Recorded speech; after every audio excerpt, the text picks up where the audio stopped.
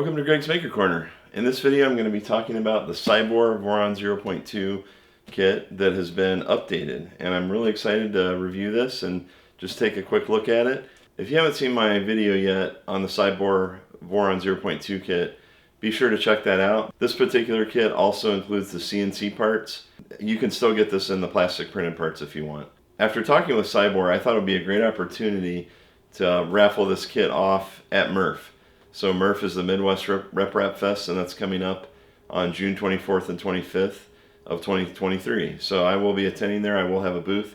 If you're there, you can enter for a chance to win this. For those of you that are only going to be viewing and not able to attend MRF, don't worry. At some point in the future, possibly when I hit 5,000 subscribers or so, I plan to do an online stream and then maybe give away something similar. I am going to just go through some of the components and the updates in this kit. If you want to get a closer look at the Voron 0.2 kit, you can also check out my review series on that.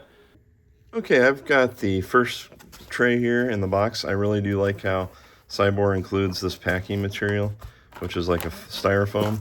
So they haven't changed that, which is great, because that's a really good thing. One thing that I did notice that they've now got a new Bondtech gear here. This is the original that came in the V02 kit, and it had a press fit bearing on the end. This new gear has a similar length shaft, which is good. You're not going to have to worry about getting that bearing on and off. That wasn't a major issue, but it's good to see that they went ahead and removed that. There's also a few extra shims in the bag, which you're probably going to need at some point. One of the really nice enhancements here, you can basically just connect it here so you don't have to solder or crimp, which is a really good benefit. And while this doesn't look like it's a whole lot different, I understand that they've changed it so the sensitivity is a little bit better with the thermistor and the heating. So I think that they've improved this CHC heater a little bit. I've yet to test it, so I'm curious to hear what others may find with this hot end. Something else though that's a nice addition to this kit is that there are now these little LEDs, and these can be installed on the mini stealth burner. Here is a mini stealth burner that I happen to have from another machine. They're going to fit right in here, so you should be able to install those and kind of run the wiring up. That's a pretty cool little quality of life feature. The metal standoffs that are included in here also are used to mount the motor.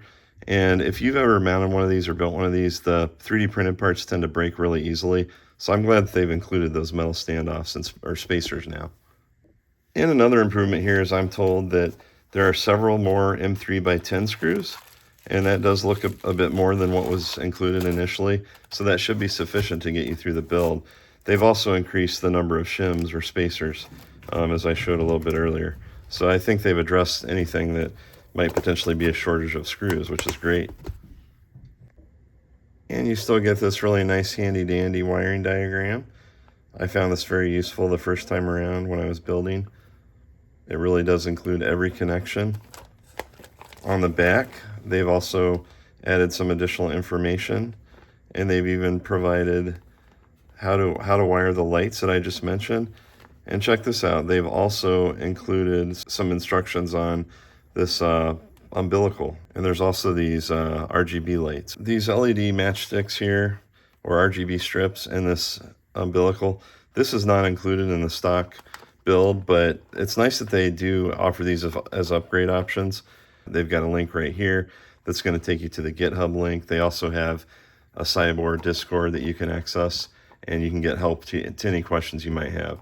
Now, a lot of these parts are, of course, CNC, as I mentioned, especially the parts that really matter, like the motor mount, and these are very nice, very solid parts. You're going to be able to torque those down really well, and they're not going anywhere. They're not going to deform. Some of the parts, though, like this little AC inlet part, this is still plastic. This printed part looks really good. Quality, I think, is just on par with what you would get with a print it forward or PIF provider. And this is a little jig that's included, nice extra. There's also this rail alignment jig and these other rail spacing jigs here. So those are going to help you as you do your Z-axis. Here's another CNC'd part. This part here is one of the feet. And it's got some weight to it too. I mean, this is a fairly hefty part. Here's another part that this is for the bed. So you're going to attach your anti-backlash nut into this. So it looks like a good amount of the parts are indeed CNC'd. In this tray, at least, the only ones that aren't are the jigs, the mini stealth burner parts, and then the AC inlet part. Everything else appears to be CNC. This part here This is used to zip tie to the back of the Voron machine. This is plastic as well. These are what you're going to use to adjust your bed, and these are all metal as well as these little spacers here. And here's the next tray. All these parts for the top end and the panels that you're going to use with the acrylic are still plastic, which makes sense. You've also got the screen that's plastic, 3D printed. Looks like the same extrusion as before.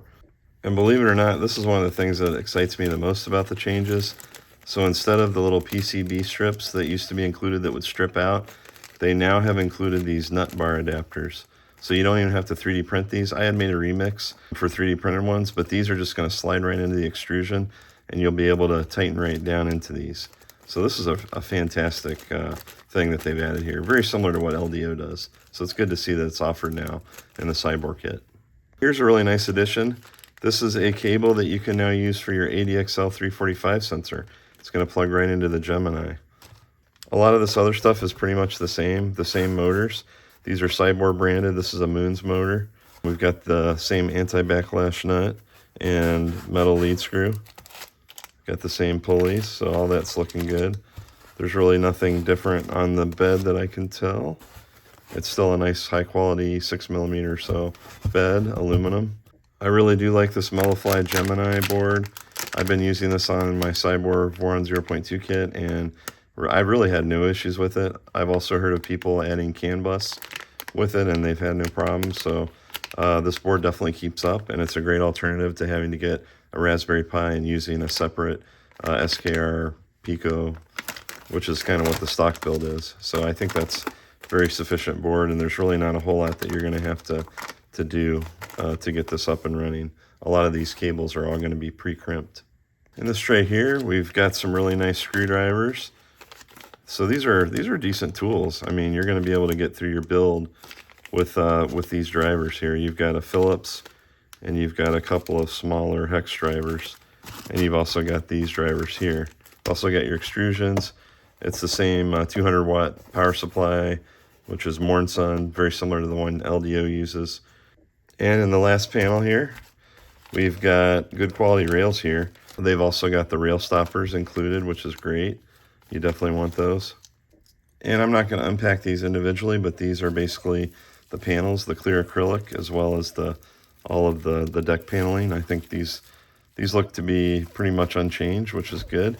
They were just fine in the first time around. Well, this was just a real quick video just to highlight some of the changes that Siboor has made in response to what they've heard from the community and some of the influencers and content creators like myself.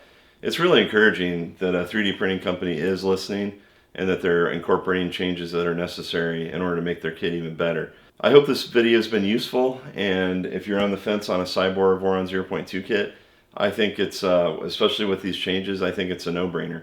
It's a really good price kit, especially if you're a budget buyer. Check out the links in my description and go ahead and get one.